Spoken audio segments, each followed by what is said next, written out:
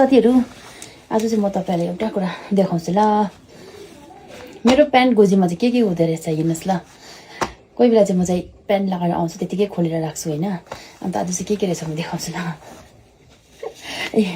यो चाहिँ हो टिस्यु हो टिस्यु चाहिँ म बोक्छु नि त अन्त यो चाहिँ रहेछ टिस्यु यो गोजीमा चाहिँ होइन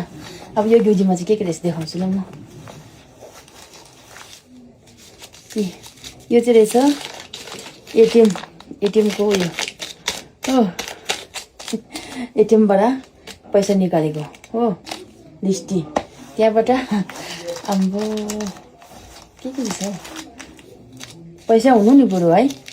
ए यो पनि हो एटिएमकै हो पैसा निकालेकोहरू यति सामानको छ अब त्यहाँबाट चाहिँ के छ यस्तो त म त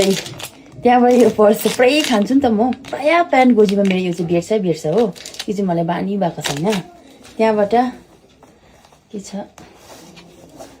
ओ पैसा चाहिँ रहेछ है